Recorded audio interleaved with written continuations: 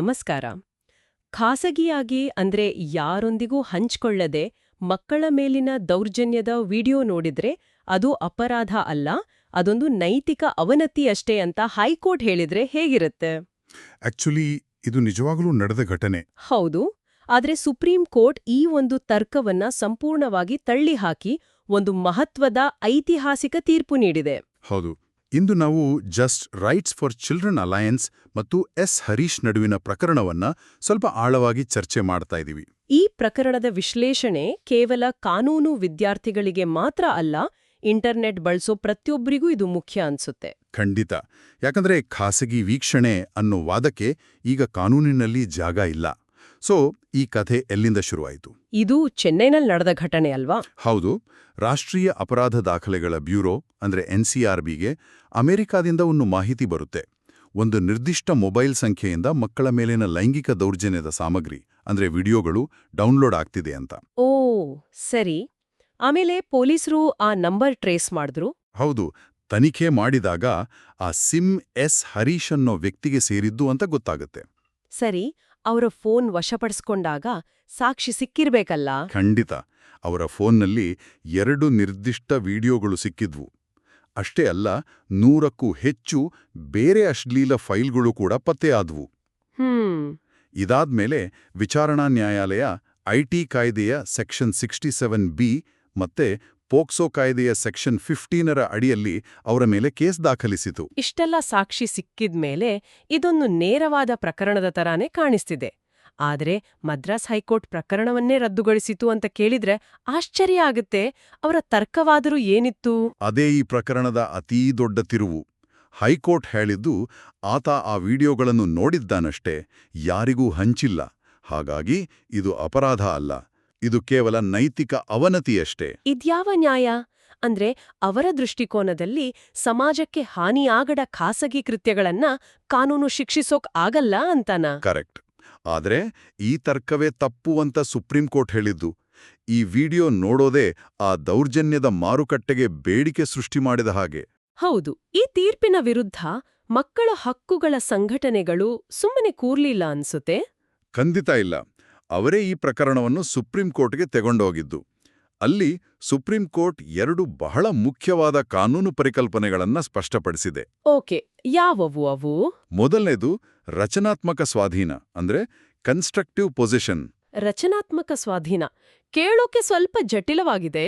ಸ್ವಲ್ಪ ಸರಳವಾಗಿ ಹೇಳ್ತೀರಾ? ಹೇಳ್ತೀನಿ. ಅಂದ್ರೆ ಅಂಥ ಸಾಮಗ್ರಿ ನಿಮ್ಮ ಫೋನಲ್ಲಿ ಪರ್ಮನೆಂಟ್ ಆಗಿ ಸೇವ್ ಆಗಿರ್ಬೇಕಂತ ಏನಿಲ್ಲ. ನೀವದನ್ನ ಆನ್ಲೈನ್ನಲ್ಲಿ ಸ್ಟ್ರೀಮ್ ಮಾಡೋದು, ನೋಡೋದು ಅಥವಾ ಅದರ ಮೇಲೆ ನಿಯಂತ್ರಣ ಹೊಂದುವುದು. ಉದಾಹರಣೆಗೆ ವಿಡಿಯೋವನ್ನ ಪಾಸ್ ಮಾಡೋದು ಅಥವಾ ಫುಲ್ ಸ್ಕ್ರೀನ್ ಮಾಡೋದು, ಇವೆಲ್ಲವೂ ಸ್ವಾಧೀನ ಅಂತಾನೆ ಲೆಕ್ಕ. ಓ, ಅಂದ್ರೆ ಇದು ಕೇವಲ ಡೌನ್ಲೋಡ್ ಮಾಡಿದ ಫೈಲ್ಗಳಿಗೆ ಸೀಮಿತ ಅಲ್ಲ. ಈಗಿನ ಕಾಲದಲ್ಲಿ ವಾಟ್ಸ್ಆಪ್ ಚಾಟ್ನಲ್ಲಿ ಬರುವ ಥಂಬ್ನೇಲ್ ಇಮೇಜ್ಗಳು, ಬ್ರೌಸರ್ ಕ್ಯಾಶ್ನಲ್ಲಿ ಸೇವ್ ಆಗೋ ಡೇಟಾ, ಇವೆಲ್ಲವೂ ಈ ವ್ಯಾಪ್ತಿಗೆ ಬರುತ್ತಾ? ಅತ್ಯುತ್ತಮ ಪ್ರಶ್ನೆ. ಹೌದು.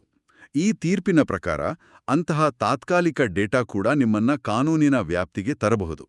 ಇದು ತಾಂತ್ರಿಕವಾಗಿ ಒಂದು ದೊಡ್ಡ ಬದಲಾವಣೆ. ಸರಿ. ಇನ್ನು ಎರಡನೇ ಪರಿಕಲ್ಪನೆ ಯಾವುದು? ಅದು ಅಪೂರ್ಣ ಅಪರಾಧ ಅಥವಾ ಇನ್ಕೋವೆಟ್ ಕ್ರೈಮ್. ಅಪೂರ್ಣ ಅಪರಾಧ ಅಂದ್ರೆ ಅಪರಾಧ ಪೂರ್ತಿ ಆಗೋಕ್ಕೂ ಮೊದಲೇ ಶಿಕ್ಷೆ ಕೊಡೋಕ್ ಸಾಧ್ಯನಾ? ಖಂಡಿತ. ಪೋಕ್ಸೋ ಕಾಯ್ದೆಯ ಸೆಕ್ಷನ್ 15ರ ಪ್ರಕಾರ ಅಂತಹ ಸಾಮಗ್ರಿಯನ್ನ ನೀವು ಸಂಗ್ರಹಿಸಿ ಅದನ್ನ ಡಿಲೀಟ್ ಮಾಡದೆ ಅಥವಾ ಪೊಲೀಸರಿಗೆ ವರದಿ ಮಾಡದೆ ಸುಮ್ಮನಿದ್ರೆ ಆಗ ಅದನ್ನ ಬೇರೆಯವರಿಗೆ ಹಂಚಿಕೊಳ್ಳುವ ಉದ್ದೇಶ ನಿಮಗಿತ್ತು ಅಂತಾನೆ ಕಾನೂನು ಭಾವಿಸುತ್ತೆ. ಅಂದ್ರೆ ದುಷ್ಕೃತ್ಯದ ತಯಾರಿಯ ಹಂತವೇ ಇಲ್ಲಿ ಶಿಕ್ಷಾರ್ಹ. ಓಕೆ. ಆದ್ರೆ ಇಲ್ಲಿ ಇನ್ನೊಂದು ಗೊಂದಲ ಇದೆ. ಈಗಿನ ಕಾಲದಲ್ಲಿ ಆಟೋ ಡೌನ್ಲೋಡ್ ತುಂಬಾ ಸಾಮಾನ್ಯ. ದೊಡ್ಡ ದೊಡ್ಡ ವಾಟ್ಸ್ಆಪ್ ಗ್ರೂಪ್ಗಳಲ್ಲಿ ನಮಗೆ ಗೊತ್ತಿಲ್ಲದೆ ಎಷ್ಟೋ ಫೈಲ್ಗಳು ಡೌನ್ಲೋಡ್ ಆಗ್ಬಿಡ್ತವೆ. ಹೌದು. ಆಗ ಈ ಕಾನೂನನ್ನು ದುರುಪಯೋಗ ಪಡಿಸ್ಕೊಳ್ಳೋ ಸಾಧ್ಯತೆ ಇಲ್ವಾ? ನ್ಯಾಯಾಲಯ ಅದನ್ನು ಪರಿಗಣಿಸಿದೆ. ಪೋಕ್ಸೋ ಕಾಯ್ದೆಯ ಸೆಕ್ಷನ್ 30ರ ಪ್ರಕಾರ ಒಮ್ಮೆ ನಿಮ್ಮ ಸಾಧನದಲ್ಲಿ ಅಂತಹ ಸಾಮಗ್ರಿ ಸಿಕ್ಕಿದೆ ಅಂತ ಸಾಬೀತಾದ್ರೆ ನಿಮಗೆ ಕೆಟ್ಟ ಉದ್ದೇಶವಿರಲಿಲ್ಲ ಅಂತ ಸಾಬೀತುಪಡಿಸುವ ಸಂಪೂರ್ಣ ಹೊಣೆ ಆರೋಪಿಯ ಮೇಲೆಯೇ ಇರುತ್ತೆ. ನನಗೆ ಕಾನೂನು ಗೊತ್ತಿರಲಿಲ್ಲ ಅಥವಾ ಅದು ಆಕಸ್ಮಿಕವಾಗಿ ಬಂತು ಅನ್ನೋ ವಾದಗಳು ಇಲ್ಲಿ ನಡೆಯೋದಿಲ್ಲ. ಇದು ತುಂಬಾ ಪ್ರಮುಖವಾದ ಅಂಶ. ಅಷ್ಟೇ ಅಲ್ಲ, ಸುಪ್ರೀಂ ಕೋರ್ಟ್ ಚೈಲ್ಡ್ ಪೋರ್ನೋಗ್ರಾಫಿ ಅನ್ನೋ ಪದದ ಬಳಕೆಯನ್ನ ನಿಲ್ಲಿಸಿ ಅದರ ಬದಲು CSEAM ಅಂತ ಬಳಸಬೇಕು ಅಂತ ಆದೇಶಿಸಿದೆ ಅಲ್ವಾ? ಹೌದು. CSEAM ಅಂದ್ರೆ ಬಾಲ ಲೈಂಗಿಕ ಶೋಷಣೆ ಮತ್ತು ನಿಂದನೆ ಸಾಮಗ್ರಿ. ಈ ಬದಲಾವಣೆ ಯಾಕೆ ಇಷ್ಟು ಮುಖ್ಯ? ಯಾಕೆಂದ್ರೆ ಪೋರ್ನೋಗ್ರಫಿ ಅನ್ನೋ ಪದ ಇದೊಂದು ಮನೋರಂಜನೆ ಅನ್ನೋ ತಪ್ಪು ಅರ್ಥ ಕೊಡ್ಬೋದು. ಆದರೆ CSEM ಅನ್ನೋ ಪದ ಇದೊಂದು ಕ್ರೂರ್ಯ, ಇದರಲ್ಲಿ ನಿಜವಾದ ಸಂತ್ರಸ್ತ ಮಕ್ಕಳ ನೋವಿದೆ ಅನ್ನೋದನ್ನ ಸ್ಪಷ್ಟವಾಗಿ ಹೇಳುತ್ತೆ. ಇದು ವಿಷಯದ ಗಂಭೀರ್ಯತೆಯನ್ನ ಹೆಚ್ಚಿಸುತ್ತೆ. ಹಾಗಾದ್ರೆ ಈ ಎಲ್ಲಾ ಅಂಶಗಳನ್ನ ಒಟ್ಟಿಗೆ ಸೇರಿಸಿ ನೋಡಿದ್ರೆ ಸಾಮಾನ್ಯ ಜನರಿಗೆ ಸಿಗೋ ಸ್ಪಷ್ಟ ಸಂದೇಶ ಏನು? ಸಂದೇಶ ಸ್ಪಷ್ಟವಾಗಿದೆ.